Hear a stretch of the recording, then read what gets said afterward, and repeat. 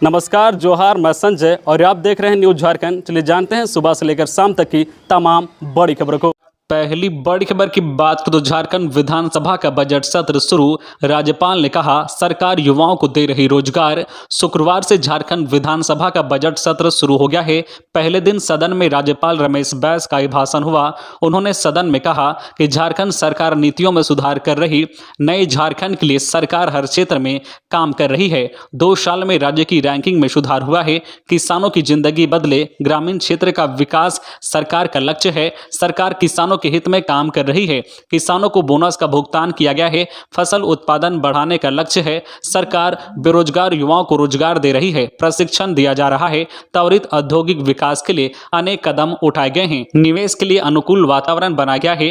राज्यपाल रमेश बैस ने कहा है कि रोजगार के नए अवसर पैदा किए जा रहे हैं। असंगठित क्षेत्र के श्रमिकों के लिए 5 योजनाएं चलाई जा रही है। इसके अलावा राज्यपाल रमेश बैस ने अपने अभिभाषण के दौरान बताया है कि सरकार ने पत्रकार स्वास्थ्य बीमा योजना लागू कर दिया है। सरकार ने आउटकम बजट लागू किया है।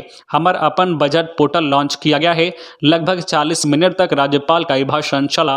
अगली बड़ी खबर की बात करें तो जामताड़ा में एनडीआरएफ ने संभाला मोर्चा। निरसा घाट में डूबे लोगों की तलाश जारी। प्रशासनिक अधिकारियों की टीम मौके पर मौजूद। लोगों में बढ़ा आक्रोश।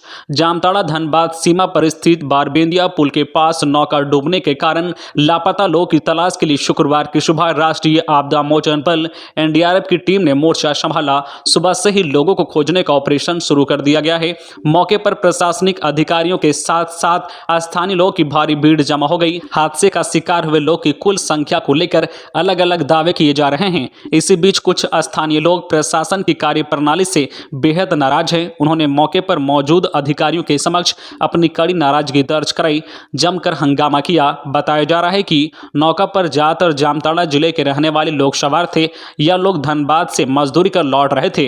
यह सभी निरसा घाट पर इस नौका पर सवार हुए। इसमें से ज्यादातर लोग के जामताड़ा के वीरगांव और श्यामपुर के होने की आशंका जताई जा रही है। घाट के पास मौजूद कुछ स्थानीय लोगों के अनुसार हादसा देर शाम मौसम बिगड़ने के बाद हुआ है।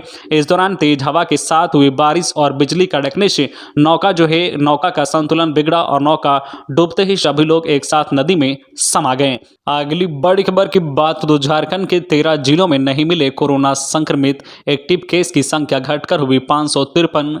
झारखंड में कोरोना संक्रमण की तेज रफ्तार नियंत्रित हो गई है। पिछले 24 घंटे में राज्य के 13 जिलों में कोई नया कोरोना संक्रमित मरीज नहीं मिले हैं। वहीं 11 जिलों में सिर्फ 62 नए मरीज मिले हैं। वहीं 75 कोरोना संक्रमित मरीज ठीक होकर अपने घर लौटे हैं। अब राज्य में एक्टिव केस की संख्या घटकर 553 पर पहुंच गई है। स्वास्थ्य विभाग की ओर से जारी आंकड़ों के अनुसार रांची, सरायकेला और पूर्वी सिंहभूम में 11-11 मरीज मिले हैं। इसके अलावा बोकारो में 7, धनबाद में 3, गिरिडीह में 2, गोड्डा में 5, खूंटी में 4, कोडरमा में 3, सिमडेगा में 4 और पश्चिमी सिंहभूम में 1 नए कोरोना के मरीज मिले हैं। अगली बड़ी खबर की बात करें तो ठनका के चपेट में आकर महिला की मौत। पूर्वी सिंहभूम के बहरागोड़ा प्रखंड क्षेत्र के मौदा पंचायत अंतर्गत कोटपुतली गांव की अविवाहित महिला गंगा मानी मुंडा 61 वर्षीय की ठनका के चपेट में आने से मौत हो गई। शुक्रवार की सुबह करीब 9 बजे घर के खटाल से गोबर उठाकर बाहर फेंकने जाने के क्रम में मौसम खराब रहने के कारण अचानक से ठनका गिरा, जिससे उक्त महिला अचेत हो गई। परिजनों ने उपचार के लिए बहरागोड़ा सीएचसी में ले जाकर भर्ती कराया, जहां डॉक्टरों ने उपचार कर मृत घोषित कर दिया। सूचना पाकर बहरागोड़ा पुलिस सीएचसी पहुंचकर घटना की जानकारी ली तथा शव अपने कब्जे में लेकर पोस्टमार्टम के लिए भेज दिया।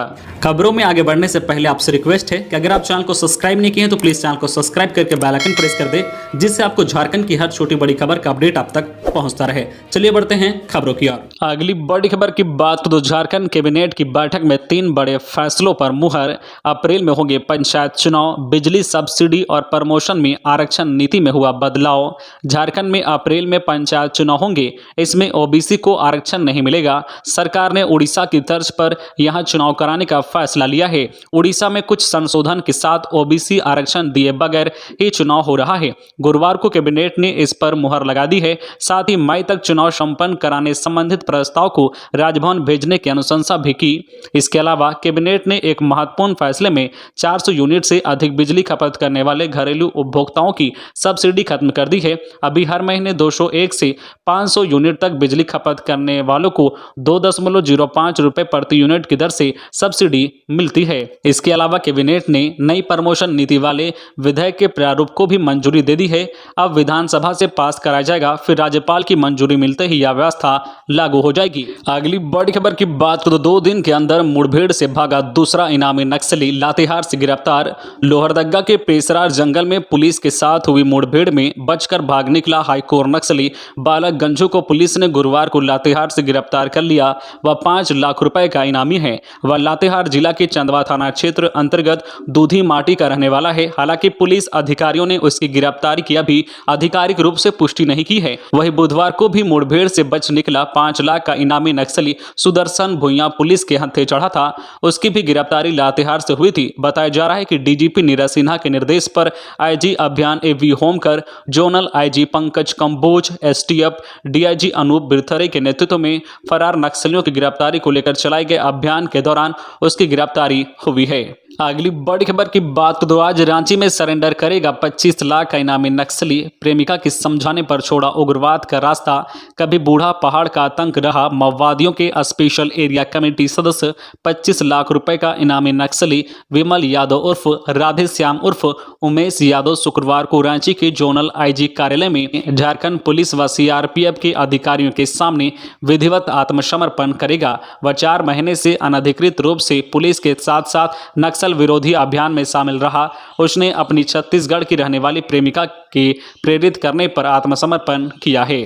अगली बड़ी खबर की बात तो बालबंदी ने फिर की जान देने की कोशिश। रांची के बुट्टी मोड़ स्थित डुमरदगा बाल सुधार गृह में बालबंदी अरमान अंसारी ने दूसरी बार आत्महत्या का प्रयास किया है।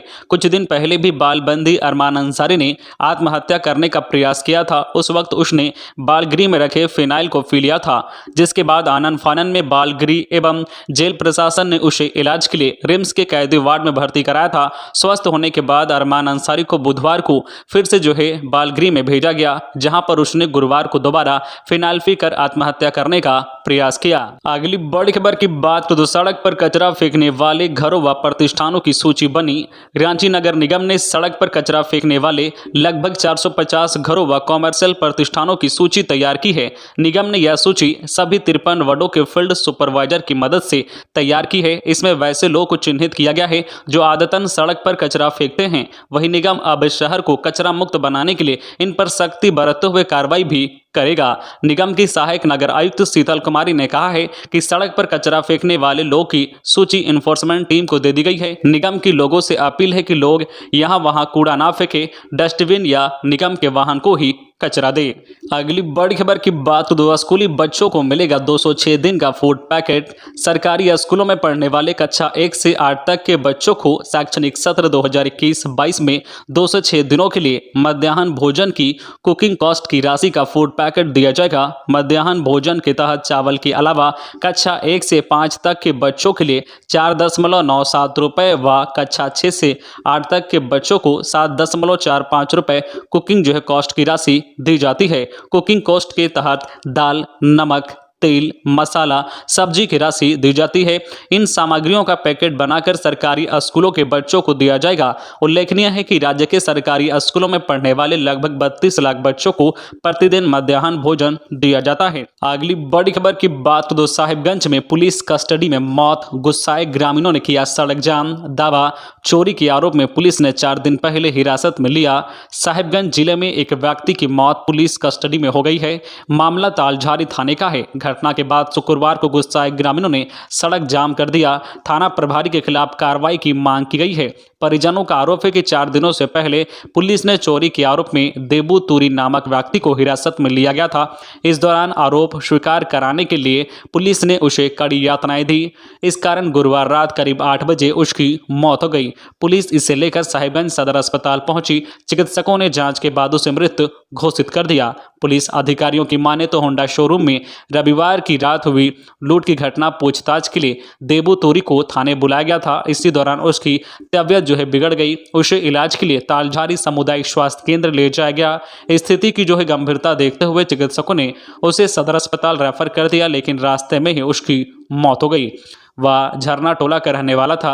परिजन पुलिस पर शारीरिक रूप से प्रताड़ित करने व पिटाई करने का आरोप लगा रहे हैं। तो ये थी आज की झारखंड की टॉप बड़ी खबरें। इसी तरह झारखंड की हर छोटी बड़ी खबर देखने के लिए आप हमारे चैनल न्यूज झारखंड चैनल को सब्सक्राइब करके बेल आइकन प्रेस कर दीजिए, जिससे आपको झारखंड की हर छोटी बड़ी खबर का अपडेट आप तक पहुंचता रहे। तो आज के लिए बस इतना ही, हमें दीजिए इजाजत, फिर मिलते हैं नेक्स्ट न्यूज में।